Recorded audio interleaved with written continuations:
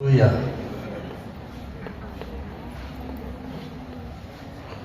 Vocês já pararam para pensar por que é que existem tantos segmentos cristãos, tantas denominações, e nós somos mais uma divisão no meio de toda essa confusão? A igreja não deveria e não poderia ser apenas uma, como foi no princípio? O que ocorreu para que a igreja se dispersasse tanto? Os movimentos evangélicos ou protestantes têm sempre como referência aquele episódio, aquele evento que a história chama de Reforma Protestante, que ocorreu em 1500 com Lutero e seus companheiros. E foi um rompimento com a Igreja Católica Romana. E a partir de lá, quase tudo que é praticado, todo o modelo de funcionamento das igrejas, chamadas cristãs ou evangélicas ou protestantes, tem por base o movimento protestante. Inclusive, muito da liturgia dos encontros tem a ver com isso. Mas a nossa pergunta é: qual foi o modelo que Deus deixou? Deus tem um modelo? Ultimamente eu tenho me detido para eleger uma das figuras que o Novo Testamento usa para designar a igreja. Há uma série de figuras que são usadas no Novo Testamento. A igreja é chamada de rebanho. Jesus disse a Pedro: pastoreia minhas ovelhas. A igreja é chamada de família de Deus, de corpo de Cristo, mas também é chamada de casa de Deus. Então, para falar das coisas que eu pretendo discorrer com vocês hoje, eu estou elegendo esta figura de casa. Deus quer edificar a sua casa. Eu não sei quantos de vocês aqui já tiveram a oportunidade de construir uma casa para si. Tem coisa mais irritante do que você dizer para o pedreiro: faça assim, e quando chegou lá ele fez assado. Não dá vontade de espelar o pedreiro? Era como se você dissesse: cara, a casa é minha, faça como eu quero. Por que você não fez como eu mandei? Ah, porque eu achei que era melhor assim, eu achei que era muito assim. Hoje não se usa mais isso, se usa isso aqui. Não, amigo, a casa é minha, eu quero assim. Se Deus está edificando a casa, Deus tem uma planta. Ninguém edifica uma casa, mesmo que seja uma sala, sem ter um modelo na cabeça. Vai ser tantos metros por tantos metros. Eu quero revestimento com tal azulejo, ou tal piso, o que for. Pintar de tal cor. Vai ter um banheiro aqui, um banheiro ali. Por mais simples que seja a construção, mesmo que não se tenha um arquiteto, a pessoa que vai construir, ele sabe o que ele quer fazer. Quando nós pegamos o modelo do Velho Testamento, e a Bíblia afirma que todas as coisas da antiga aliança, da velha aliança, eram sombras, eram apenas figuras das coisas que haviam de vir. Tudo aquilo que acontece no Novo Testamento, aquela velha aliança, eram figuras, eram a sombra do que Deus faria. Na velha aliança se chamava o templo de casa de Deus, mas isso era uma figura da verdadeira casa de Deus. Nós vamos ver isso aqui hoje. Eu acho muito estranho quando eu vou em alguns ambientes. Eu nasci em ambientes assim, e as pessoas dizem assim, os que estão presidindo dizem: tenham reverência na casa de Deus. E chamam aquele templo, aquele lugar, aquele salão de casa de Deus. Eu fico pensando, quantas casas Deus terá por esse mundo afora, hein? É um Deus peregrino, porque só aqui em Peu deve ter umas 300 casas para Deus morar. E a Bíblia afirma taxativamente: Deus não habita em casa edificada por mãos humanas. Então, chamar qualquer templo de casa de Deus é herético. E tem que agredir nossos ouvidos e a nossa consciência. Quando Tom ontem aqui disse que bom estar na casa de Deus, Ele não se referia a esse lugar. Ele disse: cada um de nós é uma pedra viva que está sendo edificada. A casa de Deus é a igreja de Deus. E não é esse grupo aqui. É a igreja de Deus de todo mundo. Onde houver um santo vivendo o que Deus manda, ali está a casa de Deus. Pois bem, mas mesmo quando foi para construir aquilo que era uma figura, era só uma sombra, Deus foi muito detalhista. Se vocês se deram o trabalho, chegar lá em Números e em Levítico, e começarem a ler os detalhes que Deus deu sobre a construção do tabernáculo. O tabernáculo era uma tenda. Alguns aqui já viram um circo, mas todo mundo aqui já viu um circo, né? De tendas. O tabernáculo era uma coisa parecida. Era uma tenda. Mas Deus deu para Moisés detalhes. Ele deu uma lista, fez um checklist das coisas que Moisés tinha que adquirir e usar naquela construção. Deu o tipo de madeira, a dimensão da madeira, o tipo de couro de que animal para fazer que objeto, até a laçada, se era da direita para a esquerda, da esquerda para a direita. Detalhes, é uma lista às vezes cansativa de se ler. Algumas pessoas acham enfadonho quando começam a ler aquela lista. Vocês que estão lendo a Bíblia toda, quando chegarem lá, vocês vão ver. Faça assim, e assim, e assim, e assim, e assim. Mas além de dar todos esses detalhes, inclusive de cores, Deus mostrou para Moisés um modelo, uma maquete lá no Monte Sinai.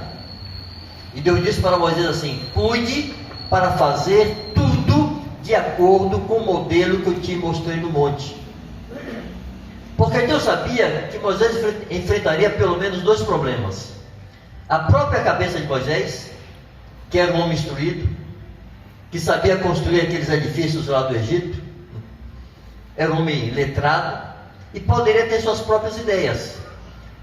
E Deus está dizendo: Moisés, suas ideias não, faça conforme o modelo que eu te mostrei no monte.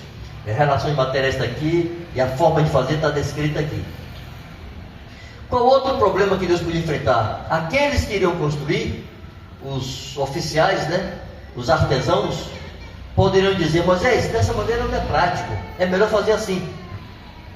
Se Moisés não tivesse um modelo visual, uma maquete, Moisés não saberia argumentar com aquela gente. Então ele teria que dizer: não foi assim que eu vi no monte. Faça diferente, faça conforme o modelo que Deus me mostrou no monte. Irmãos, era só uma sombra. Aquilo iria se acabar. Ninguém sabe que fim levou o tabernáculo. Existem 1000 especulações, nenhuma delas me interessa. De que me adianta saber que fim levou o tabernáculo? Ele subiu, porque era uma sombra. Se para construir uma coisa passageira Deus foi tão cuidadoso, tão detalhista, e para edificar a sua própria casa Ele deixaria ao gosto de cada um? Você iria edificar uma casa? Imagine você querendo construir uma casa bem elaborada, uma casa grande, onde você pretende morar todos os dias da sua vida, se aposentar e morrer ali. Aí você contrata 5 pedreiros para construir aquela casa. E você diz: os materiais estão aqui, agora podem construir. E você deixaria por conta deles edificarem cada um segundo o que está na cabeça deles? Imagine 5 pedreiros construindo a mesma casa, e cada um desses 5 pedreiros tem uma planta diferente em sua cabeça. O que seria dessa casa? Uma confusão. Os pedreiros podem ser bons pedreiros, excelentes profissionais, podem ser honestos, confiáveis, não vão roubar nenhum material seu, vão fazer tudo de acordo, mas ele tem sua própria ideia como quer fazer aquela casa. E são 5, cada um fazendo diferente. Essa casa não vai prestar. Se você não se permite que edifique a sua casa segundo a cabeça de outros, Deus vai permitir que se construa a casa dele segundo a cabeça de outros? Se ele foi tão detalhista com o tabernáculo que passaria, como será conosco?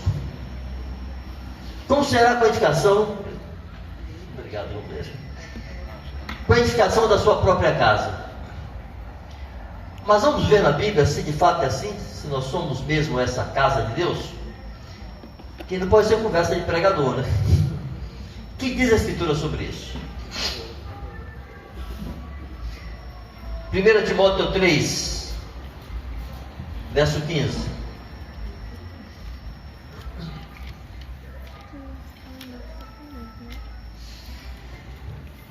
Versos 14 e 15. Escrevo-te estas coisas, esperando ir ver-te em breve, para que, se eu tardar, fique ciente de como se deve proceder na casa de Deus, que é a igreja do Deus vivo, coluna e baluarte da verdade. Aqui Deus está dizendo, a palavra de Deus está dizendo que a igreja é a casa de Deus. A igreja de Deus vive, é a casa de Deus, coluna e baluarte da verdade. E que Timóteo tinha que estar ciente de como se deve proceder. Havia maneira de se conduzir na casa de Deus, que os santos devem se conduzir. Então aqui está uma afirmação tácita de que a igreja é a casa de Deus. Mas alguém pode dizer sim, mas não está dizendo que não é um templo. Por que um templo consagrado ao Senhor não pode ser a casa de Deus? Efésios, capítulo 2, versos 19 ao 22. Assim, já não sois estrangeiros e peregrinos, mas concidadãos dos santos e sois da família de Deus, edificados sobre o fundamento dos apóstolos e profetas, sendo ele mesmo Cristo Jesus a pedra angular. Perceba que no verso 20 está dizendo que nós somos edificados e que Jesus é a pedra angular, no qual todo edifício bem ajustado cresce para santuário dedicado ao Senhor, no qual também vós juntamente estáis sendo edificados para a habitação de Deus no Espírito. Quem está sendo edificado para a habitação de Deus? Um lugar físico? Um prédio? Vós está sendo edificados para a habitação de Deus no Espírito. Irmãos, quando nós vemos lá em Crônicas, quando Salomão foi proclamado rei e ele foi inaugurar o templo, Salomão orou. E na sua oração, se alguém quisesse procurar esse texto aí, seria interessante para colocar aí. Você está projetando esse texto? Não? Eu não me lembro a referência, alguém puder encontrar aí. Mas Salomão, na consagração do templo, ele vai orar ao Senhor. E Salomão diz assim: Senhor, nem o céu, e nem os céus, e nem mesmo o céu dos céus. Então Salomão se refere a um céu que está acima desses céus aí que nós vemos. Nem mesmo o céu dos céus pode comportar a tua glória, quanto menos essa casa que eu edifiquei. Salomão tinha consciência que mesmo que Deus estivesse dizendo que ali seria o templo, que ali estaria a sua aliança, ali estaria a arca da aliança, ali estaria a sua presença, circunstancialmente, aquela não podia ser a casa de Deus. Porque nem os céus comportam a sua glória, quanto menos uma casa. Salomão sabia disso. E Deus diz a Davi e a Salomão que ele não habita em casa feita por mãos humanas. E aqui em Efésios está afirmando que nós estamos sendo edificados para a habitação de Deus no Espírito. Deus habita em nosso Espírito e não em uma construção de tijolos ou de mármore ou do que seja. 1 Pedro, capítulo 2. Repete uma coisa muito parecida com isso que Paulo falou.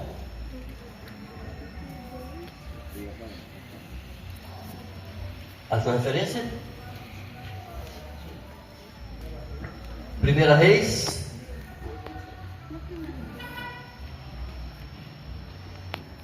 capítulo 27. Vamos ler, né? Reis 8, 27. Mas de fato habitaria Deus na terra? Eis que os céus e até o céu dos céus não podem te conter, quanto menos essa casa que eu edifiquei. Salomão estava edificando e consagrando a Deus um templo suntuoso, mas ele disse que sabia que Deus não poderia habitar ali. Mas vai lá em Efésios e Paulo fala que Deus está habitando em nós. Em 1 Pedro capítulo 2, isso é repetido. 1 Pedro capítulo 2, verso 4 e 5. Chegando-vos para ele a pedra que vive, rejeitada assim pelos homens, mas para com Deus eleita e preciosa. Também vós mesmos, como pedras que vivem, foi esse o texto que está citado aqui ontem, sois edificados, casa espiritual, para ser de sacerdócio santo, a fim de oferecer de sacrifícios espirituais agradáveis a Deus, por intermédio de Jesus Cristo. Estou sendo edificados, casa espiritual. E Paulo falou que estamos sendo edificados para a habitação de Deus em espírito, é a mesma coisa. Para fechar essa sequência de textos, em Hebreus, capítulo 3,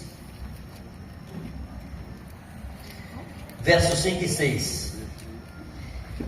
E Moisés era fiel em toda a casa de Deus, como servo, para testemunho das coisas que haviam de ser anunciadas. Cristo, porém, como filho, em sua casa, a qual casa somos nós, se guardarmos firmes até o fim a ousadia e a exultação da esperança. Moisés era fiel sobre a casa de Deus como servo, refere-se à figura do Velho Testamento. Mas Jesus agora como filho, sobre a sua própria casa, a qual casa somos nós. Ou seja, não resta dúvida de que a casa de Deus somos nós. Não nós desse grupo aqui. Nós, todos os santos, todos aqueles que um dia creram em Cristo, ouviram o Evangelho, creram em Jesus, se arrependeram, se entregaram a Jesus, foram batizados em Jesus, receberam a habitação do Espírito Santo em qualquer lugar da terra. É nesses que Deus habita, por meio do Espírito Santo. Então fica a pergunta: Deus deixaria a edificação de nossas vidas, pedras vivas? Deus deixaria a edificação da sua casa por conta da invencionice, da imaginação, da criatividade de qualquer um? Deus não faria isso. Deus tem uma planta, e nós precisamos identificar quais são os elementos que compõem essa planta. Qual foi o projeto que Deus deixou para a edificação da igreja? Irmãos, a primeira coisa que nós temos que entender é que Jesus não disse uma única palavra sobre a estrutura e o funcionamento da igreja. Não disse nada. Jesus usa a expressão igreja apenas 2 vezes. Primeiro, em Mateus 16, quando ele diz para Pedro: Tu és Pedro, e sobre esta pedra eu edificarei a minha igreja, e as portas do inferno não prevalecerão contra ela. Se alguém lembrar a referência exata aí, passa aqui para mim. Só para a gente seguir aqui adiante. A outra referência está em Mateus 18, quando Jesus disse: Se teu irmão pecar contra ti, vai de ele só. Se te ouvir, gaste teu irmão. Se não te ouvir, leva 1 ou 2 testemunhas. Se ouvir as testemunhas, ganhaste teu irmão. Se não ouvir, leva perante a igreja. E se não ouvir também, a igreja considera o gentil publicano. Mas ele não fala como essa igreja iria funcionar. Ele só disse que essa igreja existiria. Mas não dá uma única palavra. Jesus não fala de presbitério, Jesus não fala de diaconato, Jesus não fala de juntas e ligamentos, Jesus não fala da igreja da casa, não fala de nada. Jesus tratou com nossa vida pessoal. Por assim dizer, ele se deteve na matéria-prima que seria usada para a edificação da sua casa. Como é que cada uma dessas pedras vivas devem viver? Qual a vida que essas pessoas devem levar? Jesus focou nisto. Agora, a planta da igreja, quem trouxe foi o Espírito Santo por meio dos apóstolos. Foram eles que foram dando uma estrutura para a igreja funcionar ali dentro. Então, quando nós, por exemplo, não temos um templo, não é porque achamos feio ter templo, é porque não está na planta. Os apóstolos não construíram um templo. As pessoas dizem assim, mas eles estavam no templo diariamente. Está lá registrado em Atos 2. Eles estavam naquela área externa do templo, que era chamada Pátio dos Gentios, onde qualquer gentil podia entrar. Os apóstolos nunca entraram na parte sagrada do templo para adorar a Jesus. Os judeus não permitiam isso, seria uma blasfêmia para os judeus. Então eles ficavam no chamado templo, na parte externa, que era chamado Pátio dos Gentios, onde estava o pórtico de Salomão.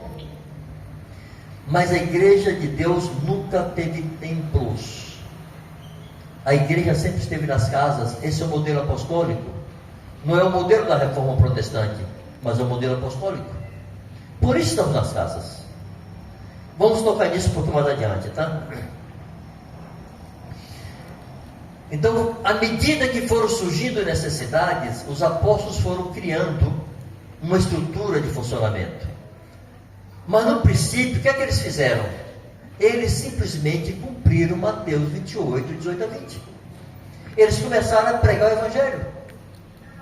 Aí se converte 3.000, depois se converte 2.000. Segundo alguns historiadores, Jerusalém chegou a ter 50.000 discípulos. Numa cidade de 100.000 habitantes, a metade era convertida, em algum momento histórico. Eles simplesmente começaram a pregar. Mas quando ficou a multidão de 5.000, começou a ter problema. Os apóstolos presidiam, os apóstolos ensinavam, os apóstolos estavam ali supervisionando tudo, mas começou a ter problema. Havia muita gente pobre, como distribuir comida, como atender a todas as famílias necessitadas. Aí eles estabeleceram diáconos. Não recebe esse nome, mas fizeram um trabalho que mais na frente se vê que os diáconos estavam atendendo aquele tipo de demanda. Surgiu com a necessidade. Depois começa a falar de presbíteros, de presbitério. Depois Paulo começa a falar de juntas e ligamentos. Essas coisas foram sendo normatizadas ao longo do caminho, à medida que surgiu a necessidade. O que Jesus queria é que todos que ouvissem o Evangelho e crescem e se arrependessem, obedecessem a Ele tudo e cumprissem o que Ele diz nos Evangelhos, nos relatos do Evangelho. Bom, então nós vamos começar sobre isto de Mateus 28. Qual foi a ordem que Ele deu? Antes de pensar na edificação, vamos pensar na matéria-prima, né? Com que tipo de gente a igreja deveria ser edificada? Com que tipo de material Deus queria construir a sua casa? Jesus disse: ide por todo mundo, fazer discípulos de todas as nações. O que é fazer discípulo? O que é um discípulo? Alguém poderia arriscar? Que palavra Jesus podemos usar para definir o que é um discípulo? Que textos? Se alguém quiser ser meu discípulo. Se alguém quiser ser meu discípulo? Deixe pai, mãe, negue-se a si mesmo, tome sua cruz. Siga. Marcos 8, 34 a 36. Lucas 14, 25 a 28. Lucas 14, 33. Lucas 14, 25 a 33. Seria. Irmãos, essa é a condição que Jesus estabeleceu e ninguém pode mudar. Não se pode substituir fazer discípulo com a expressão: levante a mão em sinal de aceitação, se você crê em Jesus. Isso não está na planta. Por que foi introduzido? De onde surgiu essa ideia de que se alguém levantar a mão em sinal de aceitação está sendo salvo porque está crendo em Jesus? Jesus é uma condição. Quer ser meu discípulo? Assim mesmo se negue. Tome sua cruz a cada dia e siga-me. Quem quiser salvar a sua vida, perderá, mas quem perder a vida por causa de mim do Evangelho, salvará. Se alguém quer vir após mim e não ama menos seu pai, mãe, filhos, irmãos, irmãs, bens e ainda a sua própria vida, não pode ser meu discípulo. Então, quando Jesus disse ide fazer discípulos, ele está dizendo isso. Apresente para as pessoas este Evangelho. E se encontrar alguém que amar menos pai, mãe, filho, filha, irmão, irmã, marido, mulher, e amar menos sua própria vida, então esse você deve batizar. Não se batiza incrédulos, não se batiza em quem não creu em Jesus, e não se batiza rebeldes, não se batiza quem não se rendeu à vontade de Deus. Se batiza discípulos, se batiza quem ouviu, entendeu, creu e se arrependeu e se sujeitou. Por exemplo, o jovem rico, vocês conhecem a história? Ele ouviu Jesus, ele entendeu Jesus, ele creu em Jesus, mas ele não se sujeitou. Aquele homem era um homem sincero. Por que eu sei que ele era sincero? Porque ele chega em praça pública e era um homem rico e se ajoelha aos pés de Jesus. Em Marcos relata que ele se ajoelhou. A Bíblia fala que o rico fala com arrogância e o pobre com súplica. Para o rico se ajoelhar, buscando o caminho da salvação, da vida eterna, ele é sincero. Ele queria Jesus de verdade. Ele queria conhecer de verdade. Segunda coisa, ele era sério. Por que eu sei que ele era sério? Porque Jesus disse: cumpre os mandamentos. Quando ele perguntou: o que devo fazer para herdar a vida eterna? Jesus disse: cumpre os mandamentos. Ele disse: quais? Tem algum que eu não cumpro? Ele disse: não matarás, não roubarás, não mentirás, honrar teu pai e tua mãe. Ele disse: faço isso desde a minha meninice. E Jesus disse: você é um mentiroso e eu conheço você. Jesus aceitou que ele era um homem sério. Ele era mais sério que muitos crentes hoje. Ainda os mandamentos estavam: não adulterarás, não matarás, não roubarás, não adulterarás, honra teu pai e tua mãe, não dirás falso testemunho. Era um rico que não mentia, que não adulterava, que não enganava ninguém e que honrava pai e mãe. Era sério, era um homem íntegro. Jesus disse: te falta uma coisa. Vende tudo que tens, dá aos pobres e segue-me. Dar aos pobres, irmãos, não é mandamento para todo mundo não. Vender tudo e dar aos pobres não é mandamento para todo mundo não. Zaqueu era rico, Jesus não mandou ele dar tudo aos pobres. Mateus era rico, Jesus não mandou ele dar tudo aos pobres. Dar aos pobres era o uso melhor que se faria daquela fortuna. É o uso mais decente. Mas o ponto ali não era se ele era rico ou não era rico. O ponto é o seguinte: quem te governa? Você quer a vida eterna, eu posso te dar a vida eterna, mas eu preciso te governar. Eu vou te dar uma ordem: vende tudo. Se não posso, se eu não posso governar, não posso te salvar. Se você não pode arrancar tudo que você tem, você não pode ser meu discípulo. É possível, se aquele homem quisesse vender, Jesus até liberasse ele.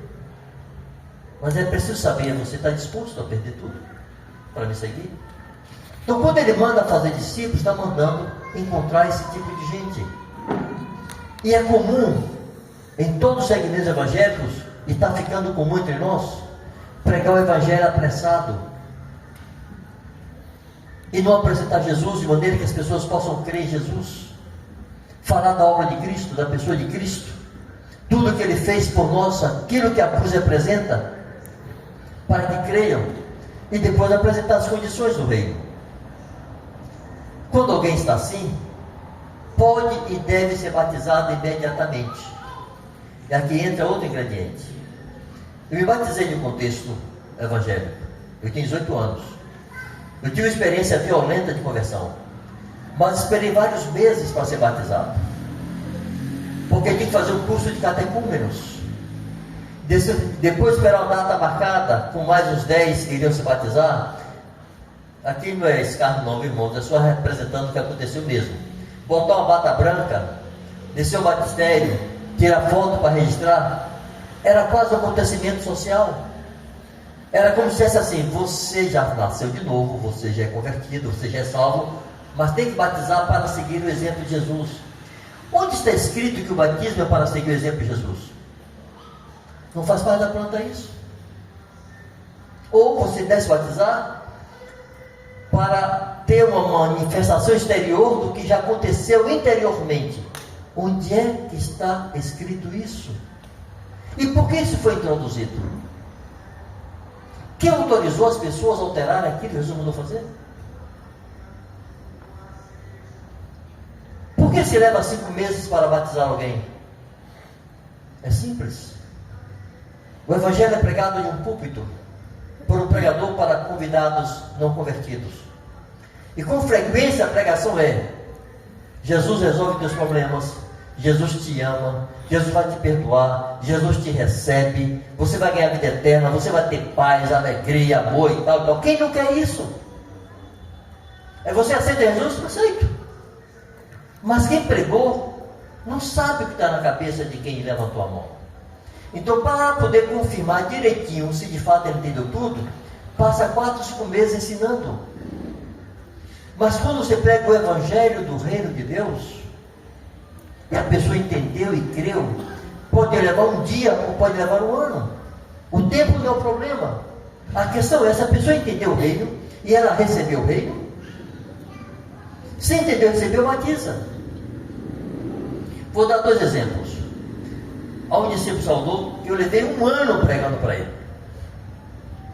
Ele tinha 17 anos. Quando ele se aproximou de mim, minha esposa estava grávida da nossa última filha. O bebê nasceu e o sujeito estava ouvindo o Evangelho. Ele fez 18 anos, depois se batizou. Mas ele me ligou no dia, assim: amigo, eu não consigo mais dormir, eu não consigo mais comer, eu já não consigo nem respirar, me batize, pelo amor de Deus. Bom, agora tá, vamos batizar. Até ele entender e receber. Entender, crer e receber. Levou 1 ano. Mas teve um outro que me levou, esse outro se dizia convertido, e me levou para pregar para um colega dele que ele achava que não era convertido, embora os dois tivessem a mesma denominação. Eu fui lá pregar para um camarada com ele, mas notoriamente a pessoa não estava a fim de ouvir. Nós íamos lá umas 9 horas já da noite, saímos de lá quase meia-noite. E o cara está assim, é isso mesmo. Mas ele estava com os olhos regalados em cima de mim. Quando terminou tudo e voltávamos para casa, ele disse: rapaz, ele eu não sei, mas eu não sou convertido não, me batiza. Me batiza. Só que chovia torrencialmente e era meia-noite. Eu disse: amigo, amanhã, de manhã, eu vou na sua casa. Assim, não, você não entendeu não, Vanjo. Eu vou para o inferno, eu estou perdido, me batize. Foram 2 horas de pregação. Paramos na praia, 12h30 da noite, debaixo de chuva. 2 malucos. Batizamos. Porque, irmãos, a condição bíblica é essa. Olhem, presta atenção, todos os exemplos de Atos dos Apóstolos, todos, sem exceção. O batismo foi imediatamente após entendimento, fé e arrependimento. Entendeu, creu, se arrependeu, batiza. Vamos pegar os exemplos? Aqueles 3.000 de Pentecostes. Para que é que os apóstolos tinham que batizar 3.000 pessoas no mesmo dia? Não tinha batistério. Nem sei a que distância está o rio mais próximo de Jerusalém, porque não passa nem um rio dentro de Jerusalém. 3.000, para que tanta pressa, gente? Batiza 100 hoje, 200 amanhã, 300 depois. 3.000, imagina uma fila de 3.000 pessoas sendo batizadas. Aquilo foi uma confusão. Por que batizar de imediato? Porque Jesus disse: quem crê e for batizado será salvo, e não quem crê e for batizado, e não quem crê e for salvo será batizado. Ele não disse quem crê e for salvo será batizado, é quem crê e for batizado será salvo. Ele disse: faça discípulos e batize-os, e depois de batizados, ensine-os. O ensino é para depois do batismo, é depois que nasce de novo. Ninguém ensina o bebê na barriga. A mamãe faz carinho, dá risada, chama de meu beijinho, faz o tempo que quiser. Mas ninguém educa um bebê na barriga. Depois que nasce, você instrui. Quando nós nascemos de novo, nascemos da água e do Espírito, somos educados por Deus a levar uma vida sensata, justa e piedosa sobre a terra. Mas há que nascer. E para nascer de novo tem que ouvir, entender, crer e se arrepender. Que outro exemplo tem?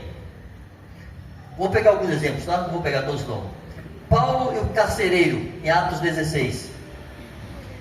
Paulo estava pregando o Evangelho, foi preso, foi chicoteado, ele e Silas, com as costas todas marcadas de chicote. preso no tronco. Significa que eles estavam sentados no chão com mãos e pés presos, uma situação muito desconfortável. Estavam louvando a Deus em alta voz, meia-noite.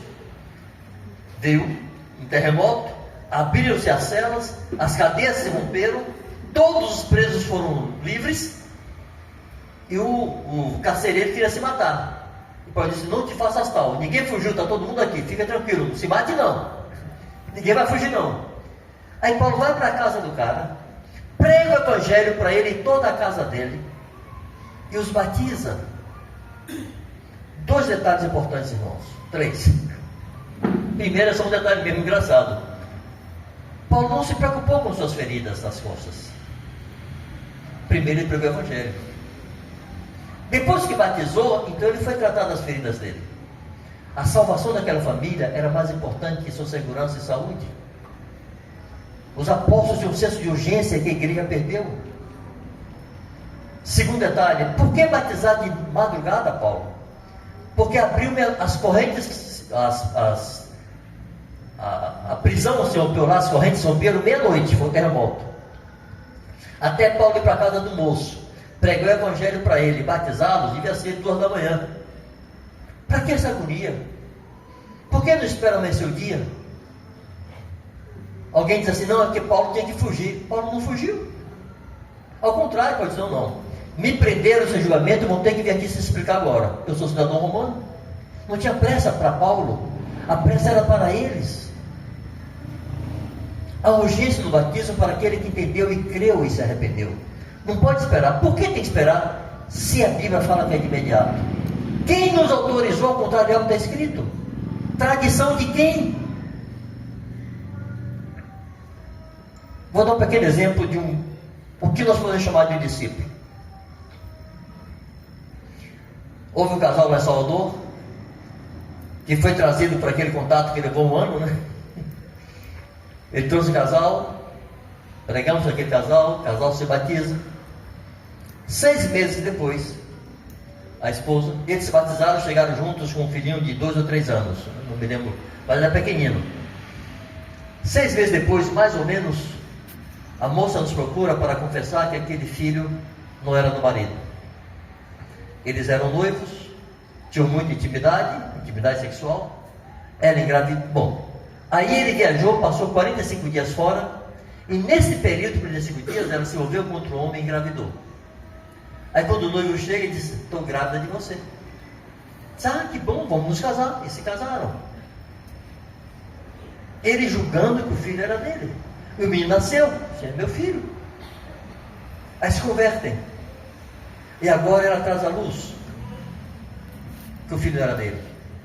Eu não era presbítero na época ainda, isso foi em 1990.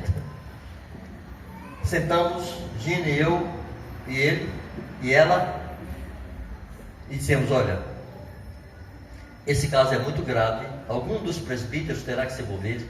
Então, por favor, você vai ter que confessar isso para teu marido, mas não faça agora. Vamos esperar conversar com os presbíteros, depois vamos reunir um dos presbíteros, você, Gina e eu, e você vai falar para teu marido nesse fórum, porque eu não sei como ele vai reagir. Isso foi no sábado, dia de encontro da igreja na casa. Domingo era encontro geral, e nós fomos para o encontro geral. Eu estou lá de olho neles, aí vejo ela falando algo para ele. Ele se levanta chorando e sai do salão. Eu disse: essa mulher abriu o bico. E vou atrás dele lá fora. Ele está chorando aos prantos. Que faço eu com um discípulo de 6 meses de convertido? Numa condição dessa? Vou abraçá-lo e chorar com ele. Não tem o que fazer. Ele diz assim: Vanjo, eu vou me embora para São Paulo. Eu não quero saber dessa mulher mais nunca na minha vida. Que ela me dissesse antes, eu podia decidir casar com ela grávida assim. Mas ela tinha que falar antes. Ela não poderia ter feito o que fez. Eu casei com ela por causa de um filho que não é meu. Eu sou o otário do lugar. Vou-me embora daqui, nunca mais quero olhar na cara dela. Aí no meio do pranto ele para e diz assim: mas Vanjo, eu entendi o reino de Deus. E eu recebi o reino de Deus. O que você acha que Deus quer que eu faça? Vocês percebem? Aquele novo discípulo era um novo convertido, não estava sequer fundamentado, mas ele sabia de uma coisa: eu recebi o reino de Deus. Deus manda em mim, eu não sei o que fazer. O que é que Deus quer que eu faça? Irmãos, aquele discípulo não conhecia sequer a doutrina do que Deus quer que ele faça uma hora dessa, mas ele sabia de uma coisa: Deus me governa. Aí nessa hora eu disse: meu irmão, nos teus 27 anos, 28 anos de pecado, você feriu muito mais a Deus do que tua mulher feriu a você. Tua mulher está quase louca, em depressão de culpa. Perdoa-lhe como Deus te perdoou. Devolve a ela a honra de esposa, a dignidade de esposa. Ele disse: é isso que Deus quer que eu faça? Isso é isso. Ele levantou, voltou para o salão, abraçou a esposa e ficaram lá quietos. Eles tiveram muitas crises. Não foi um mar de rosas. Foi difícil processar aquilo na vida deles. Mas ele tinha uma definição: Deus quer que eu perdoe, que eu fique. E ficou. Ao preço que foi. Isso é um discípulo. Foi isso que Jesus mandou fazer. E não arrebanhar um bocado de gente que quer ir para o céu. Todo mundo quer ir para o céu, gente. Mas quem está disposto a perder a própria vida por causa do reino de Deus? Tempo que eu morei no norte da África, conversando com um dos pastores locais, ele tinha uma livraria, ele vendia muitos livros do que tipo, mas vendia Bíblias. É proibido vender Bíblia naquele lugar. É crime. É um país muçulmano. E disseram para ele assim: mas Hassan, você não tem medo não da polícia estar aqui, pegar a Bíblia aqui dentro e prender você? Você vê um maluco desse aí extremista, explode a tua livraria? Ele disse: eu sei que pode acontecer, mas se não arriscamos, não avançamos. E o reino de Deus tem que avançar nesse lugar. Um outro irmão de outro país, muçulmano também, que eu me escutei, eu tentando saber dele, por que o evangelho crescia tanto no país dele e no país que eu estava crescia tão pouco? Eram países com mais ou menos o mesmo número de habitantes. Ele disse: mas é simples. Primeiro, nós oramos por tudo. Segundo, nós não temos medo. Se nos prenderem, estamos presos. Se nos matarem, estamos mortos. Mas nós pregamos o evangelho. Isso é um discípulo. Então Jesus disse: ide fazer discípulos. E depois de fazer discípulos, batize-os. Batizar para quê? Gálatas 3, 26 e 27. Todos vós sois filhos de Deus pela fé em Cristo Jesus. Por que, Paulo? Você está afirmando que todos nós somos filhos de Deus pela fé em Cristo Jesus. O verso 27, irmãos, é apenas a explicação do verso 26. O verso 26 é uma afirmação: todos são filhos de Deus. E o 27, por quê? O porquê é explicativo. Porque todos quantos fostes batizados em Cristo, de Cristo vos revestistes. Isso é o batismo. Não é um sinal exterior do que aconteceu anteriormente. Não é para seguir o exemplo de Jesus, que Jesus não precisava nascer de novo. Aquele foi o batismo de João. O batismo em Cristo tem outro sentido. Somos batizados em Cristo para nos sermos unidos a Cristo e sermos participantes da vida de Cristo, sermos revestidos de Cristo e nos tornarmos filhos de Deus. Aquele que não nascer da água do Espírito não pode entrar no reino de Deus.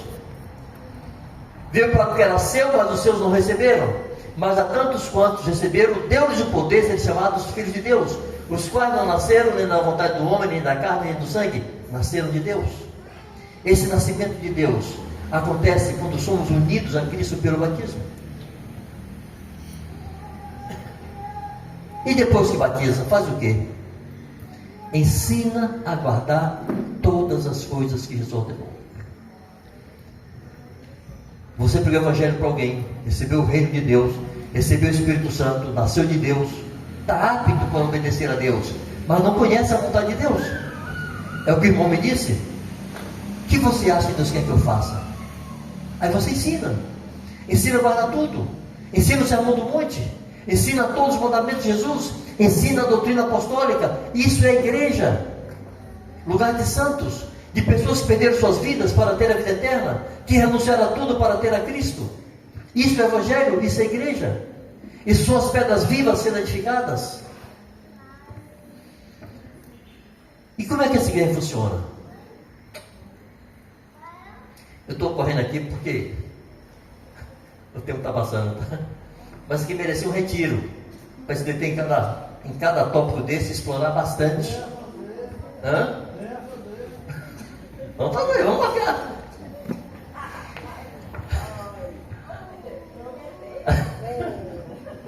Deus me ajude. Vamos pegar alguns aspectos do funcionamento da igreja. Por favor, em casa vocês podem ler esses textos que eu citei aqui, não sei se você anotou aí. Foi João 3, de 3 a 7, e João 1, 12 a 14, sobre o novo nascimento. João 3, de 3 a 6, 3 a 7, e João 1, 12 a 14.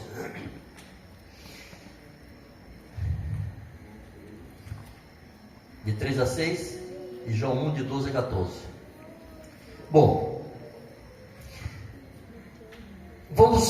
eu queria sugerir a vocês que em casa, eu não vou ler agora não, porque o texto é longo, mas em casa, se detenham em 1 Coríntios 12, de 12 a 27, ou de 12 a 28. 1 Coríntios 12, de 12 a 28.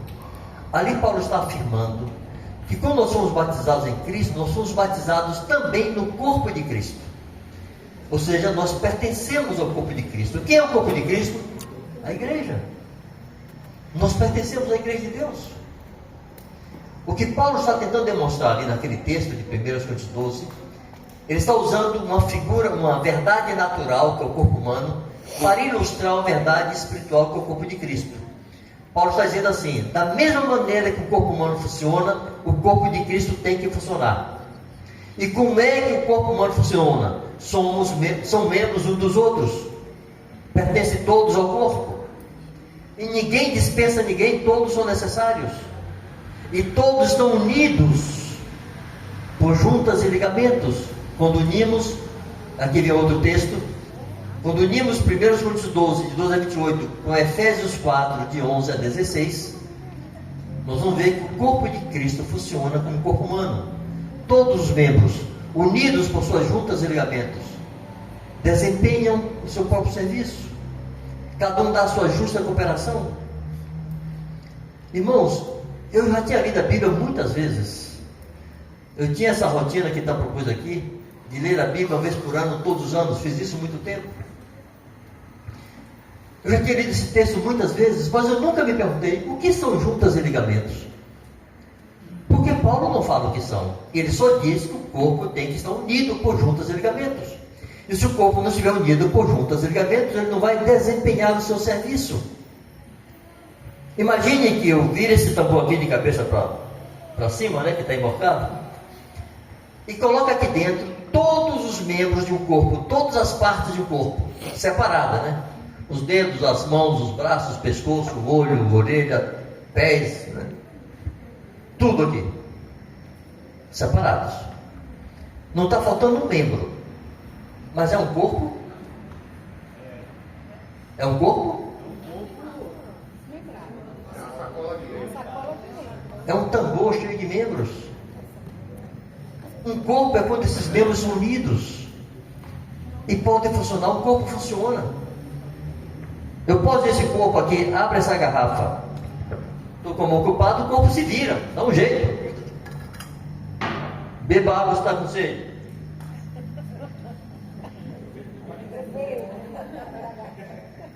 A cabeça dá ordem e o corpo obedece.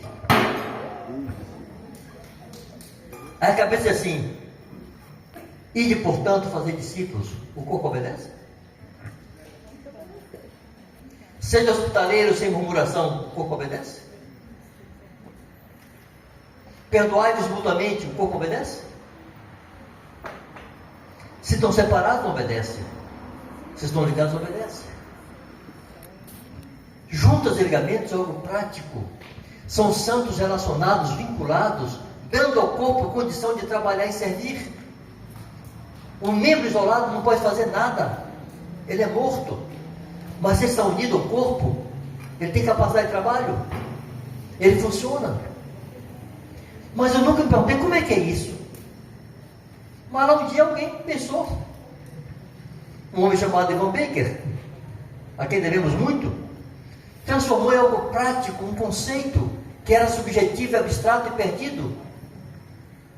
Qual a maneira prática de unir os membros do corpo de Cristo? Ele pensou em uma coisa: bom, Jesus não mandou fazer discípulos? Ele não mandou ensinar a guardar? Quanto é que a gente vai cansar, vai parar de ensinar a guardar? Nunca. Você vai morrer aprendendo. Timóteo já era um homem formado, era um evangelista, tinha autoridade sobre presbitérios.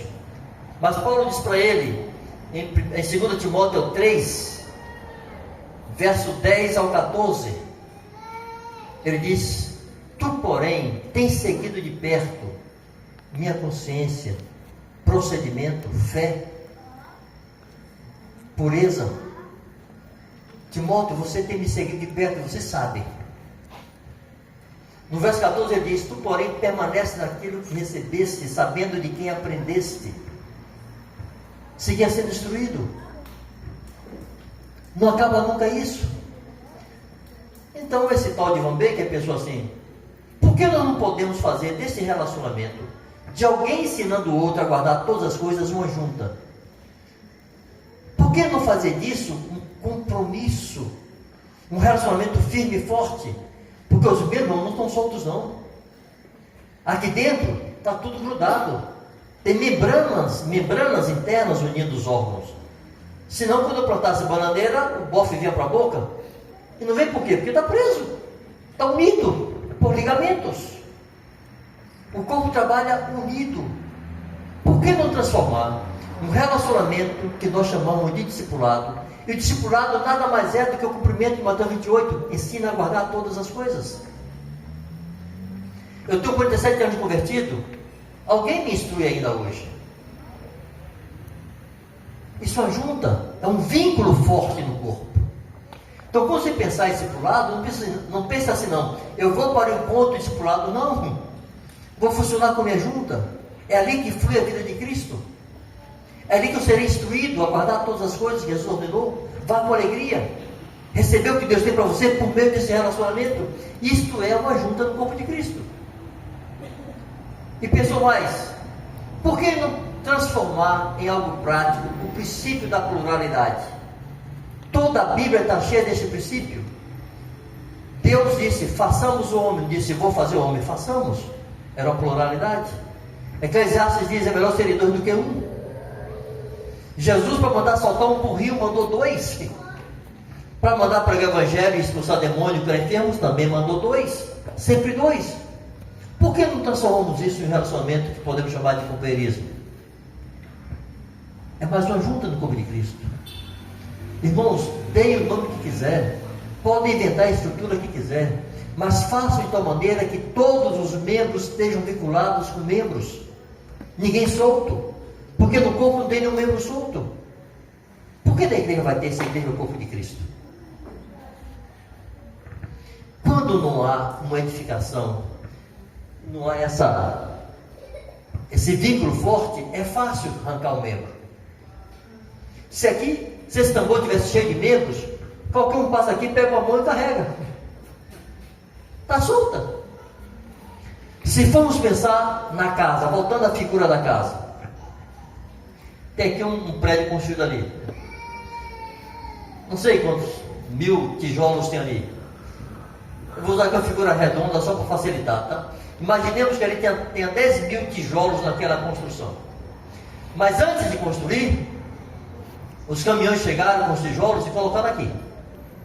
O radinho estava pronto, o alicerce lá, o fundamento, tudo prontinho. Iria edificar aqueles espaços ali. 10.000 tijolos.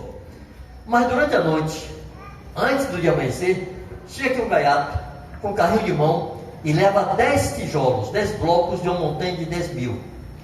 Vocês acham que os pedreiros dariam falta de 10 blocos de uma montanha de 10.000? Ninguém vai notar. Mas depois que edifica, que bota bloco sobre bloco, pedras vivas edificadas umas sobre as outras, vem alguém ali tirar 10 blocos de noite? Com a talhadeira ou a marreta? Balança tudo. É um barulhão infeliz. Se tiver alguém dentro da corda, ninguém consegue arrancar facilmente uma pedra de de uma edificação. Se a igreja é a casa de Deus, e nós somos pedras vivas edificadas uns sobre os outros, não se arranca fácil. Assim como se arranca fácil o membro do corpo de Cristo. Vê alguém tentar tirar meu dedo aqui para ver quanto murro vai tomar. Eu vou dar murro, mordida, pontapé, o que for, larga meu dedo aí. Mas assim, membros são arrancados daqui para lá, de lá para cá? Como assim? Irmãos, quando lemos Efésios 4, de 11 a 16, no verso 14, bom, vamos estudar o texto todo, né? Ele mesmo concedeu uns para apóstolos, outros para profetas, outros para evangelistas e outros para profetas e mestres. Para que essa turma toda? Com vistas ao correto ordenamento dos santos. Para que correto ordenar os santos? Para o desempenho do serviço. Serviço de quem? Dos santos. E para que é que os santos precisam desempenhar o seu serviço? Para a edificação do corpo de Cristo. É para isso. Até que todos seguimos a medida da estatura, até chegamos à unidade da fé, ao pleno conhecimento do Filho de Deus, a medida da estatura de Cristo, da plenitude de Cristo. Essa é a medida de edificação. Mas só será possível chegar aí, irmãos, se cada um desempenhar o seu serviço. E só irão desempenhar o seu serviço se forem unidos, se forem corretamente ordenados. Aí no verso 14 diz assim: e no mais sejamos como meninos, agitados de um lado para o outro por todo vento de doutrina, pela artimanha dos homens, pela astúcia com que induz ao erro. Qual é a garantia que no mais seremos agitados para lá e para cá? Estamos vinculados. Porque Paulo segue no verso 15: mas, se ao contrário disso, mas seguindo a verdade e amor, cresçamos em tudo naquele que é o cabeça de Cristo, de quem todo o corpo, bem ajustado e vinculado, pelo auxílio de todas as juntas. Essa conversa aqui daria um dia inteiro sobre Efésios 4. Eu estou falando escarreirado para poder fechar o conceito. Mas eu queria que vocês entendessem essa história de correto ordenamento. Vou tentar fechar hoje com isso aqui. O que é correto ordenar os santos? Alguns confundem correto ordenar os santos com ordenar a vida dos santos. A pessoa está com a vida desordenada, fala, vamos correto ordenar aquele irmão. Não, está errado. Está com a vida enrolada, você não vai correto ordenar. Porque a expressão correto ordenar não se refere a pôr em ordem a vida da pessoa. Quem vai ordenar a vida da pessoa é a aplicação da doutrina. Se o sujeito é atrapalhado, não faz orçamento, a doutrina diz, a ninguém deva coisa alguma, vá se consertar. É falador, é mentiroso, não minta mais, fala a verdade. É preguiçoso, vai trabalhar. A vida é ordenada pela doutrina. O que a Bíblia chama de correto ordenamento, irmãos, é ajustar os membros uns aos outros de maneira que funcionem. Vou dar um exemplo simples. Eu tenho usado por aí de propósito. Imagine que minhas orelhonas, né? Eu, quando era menino, o apelido era orelha de abano. Topogijo, elefante dumbo. Imagine que minhas orelhas grandes, ao invés de estarem aqui, estivessem na sola do pé. Eu estou calçado, estaria surdo. De que me serve a orelha movida na sola do pé? Para nada. Não está corretamente ordenada. Eu tenho que tirar a orelha dali e colocar em um local que ela funcione. Se minha mão, ao invés de estar aqui, fazendo o serviço que eu peço para ela, estivesse aqui no topo da minha cabeça, no corpo da cabeça, de que me serve a mão aqui? Eu quero tomar água, a mão, me dê água. E agora? Desculpe a presepada, mas a mão aqui não serve para nada, só atrapalha. Vai servir de cabide, eu não sou você que pode me pendurar. Eu tenho que tirar a mão daqui e colocá-la em um relacionamento no corpo, é um vínculo, é uma junta do corpo que ela funciona. Nós estamos dizendo com isso que cada membro tem uma função muito específica. Mas você tem que estar vinculado no discipulado, no companheirismo, de maneira que funcione. Se eu moro aqui na avenida, ou tu mora lá na entrada de Piauí, vai ser difícil encontrar. Se fizer força, consegue, mas vai exigir esforço. Não tem ninguém mais perto não que facilite. Cumprir Atos 2:42, todos eles estavam juntos. Correto ordenar é vincular os membros uns com os outros, juntá-los, uni-los, de maneira que possam desempenhar o seu serviço. Que serviço os santos têm que desempenhar? Para a gente fechar de vez, tá? Qual é o serviço dos santos? Qual é o serviço que eles devem desempenhar? É tudo que a Bíblia manda os santos fazerem. Primeiro, Mateus 28, 8 a 20, ser testemunho e proclamador. A sua junta deve servir para isso. Pregar o Evangelho. O que mais? Edificar uns aos outros. Por meio da junta, a edificação, a consolo, a ânimo, a conselho, a instrução. Que outro serviço tem? Hospitalidade. Seja hospitaleiro sem murmuração. Alguns se saber hospedar anjos. Pratique hospitalidade. Que mais? Generosidade. Se informe da causa dos pobres, socorra, ajude, abençoe. Que mais? Oração. Intercessão. Tome sobre seus ombros a responsabilidade de pregar o Evangelho e orar pelas pessoas, de orar pelo governo, orar pelos que presidem, orar pela igreja. O que mais? Adorar a Deus, servir a Deus, louvar ao Senhor, nas reuniões em casa. Tudo que nós cantamos aqui, podemos cantar em nosso quarto, sozinhos, adorando o Senhor, cultuar a Deus. Os relacionamentos, as juntas e ligamentos da igreja devem cooperar para isso. Isso está na planta de Deus para a igreja. Quando não se faz o que Deus manda, se inventa um monte de coisa que Deus não manda fazer. Já ouvi as pessoas assim, levitas, fulano é levita em tal lugar. Uma vez perguntei assim, mas que é isso mesmo? O que é um levita hoje? Gente, é invenção. Estão pegando o Velho Testamento e traz para o Novo. Não existe levita no Novo Testamento. Existem pedras vivas, existem discípulos, existe um reino de sacerdotes. Não inventa. Houve uma certa localidade que se estava tentando ensinar para os músicos que fossem discretos e tal, papá, e alguém disse, olha, se nós não sabemos aproveitar nossos jovens, nossos talentos, o mundo vai querer. Como assim?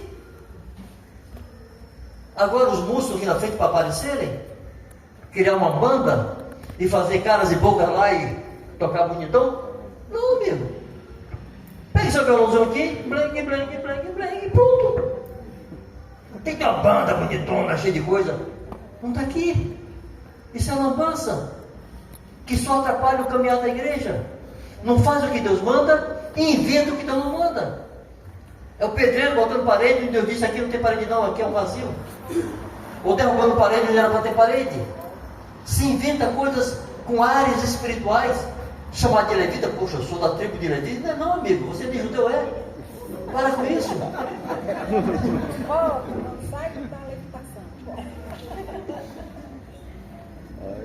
Você vai criando coisas que não existem. Falei que ia terminar, não terminei, não foi? Fique à vontade. Tá ótimo. Por exemplo, pastor presidente. Onde é que está isso aqui? Em nenhum lugar do Novo Testamento vai ter a expressão o pastor fulano.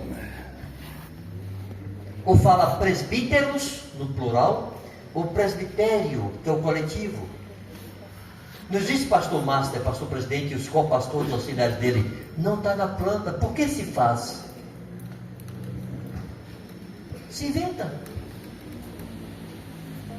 Há uma planta. E Deus quer que nós nos atenhamos a isso. Sejamos fiéis à simplicidade bíblica. Pessoas estavam no mundo, nós estamos no mundo. Alguém nos pregou o Evangelho, nós cremos, nos entregamos a Cristo, nascemos de novo, recebemos o Espírito Santo, vamos fazer tudo o que Ele mandou, ensinando a guardar tudo o que eu ordenei. Só isso. Não precisa inventar. Se a igreja está fazendo isso, eu tenho certeza que se vocês resolverem tomar a peito Mateus 28, 18 a 20 e obedecer essa planta, essa igreja vai multiplicar. Para irmos para casa, você pergunta assim, leve 2 perguntas para dormir, tá? Você pergunta assim, qual foi a última vez que eu preguei o Evangelho? Para alguém. Pregar o Evangelho para alguém depende da pessoa querer ouvir. Você sentar com ela e pregar todo o Evangelho. Então pode ser que tenha tempo que isso não tenha acontecido. Mas e faça uma segunda pergunta. Qual foi a última vez que eu dei um gancho em alguém? Você sabe o que é dar gancho, né? Alguém tem dúvida dessa expressão? Isso aqui é uma gíria nossa, interna. Dar gancho é abordar alguém na rua. Dar uma palavra de Deus, ver se a pessoa está receptiva ou não, para você depois poder pregar o Evangelho para essa pessoa. Pregar o Evangelho depende do outro querer ouvir. Irmãos, dar o gancho não depende de ninguém, depende de nós. Eu sou falador aqui porque tenho que falar. Mas sou um sujeito que eu não tenho muita necessidade de conversar, não. Eu posso viajar 10 horas de um ônibus. Eu dou bom dia para ser gentil porque eu tenho que pregar o Evangelho para o vizinho. Mas se depender de mim, eu olho para a janela e passo 10 horas ali. Eu abordo as pessoas porque pesa sobre mim o dever de dispenseiro. Eu tenho uma vocação, eu não posso me esquivar dela. Nós podemos abordar as pessoas, abençoar as pessoas e saber se elas querem ou não ouvir. Pense no bem que foi para você receber o Evangelho, ouvir o Evangelho e se converter. E Deus está cheio de gente perdida que passa por nós todos os dias, vizinhos de vocês, colegas de trabalho, colegas de escola, amigos e amigas, parentes.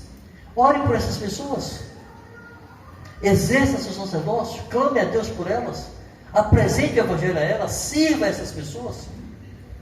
Peça a Deus que crie oportunidade para você poder servir essas pessoas. Peça a Deus que crie oportunidade para você pregar para essas pessoas e pregue o Evangelho. Porque se não pregamos o Evangelho, vamos nos acostumando a ficar só nós. E é preciso gerar filhos para Deus. Amém? Você pode se comprometer. Não faça volta não, tá? Apenas assuma o compromisso do coração. Eu vou aproveitar as oportunidades. Quando estiver comprando, quando estiver vendendo, estiver com alguém parado no canto, vou tentar falar em Jesus. Orem juntos por isso. Nas igrejas, nas casas, orem por isso. Senhor, traga-nos vidas. O Senhor nos mandou fazer isso. Nós queremos ser novos discípulos aqui. Clame a Deus e apresente o Evangelho. Amém? E cumpra a doutrina, de maneira que aqueles que cheguem sabem. Aqui tem um povo que pratica aquele que pregaram para mim. Graças a Deus. Deus abençoe vocês. Amém.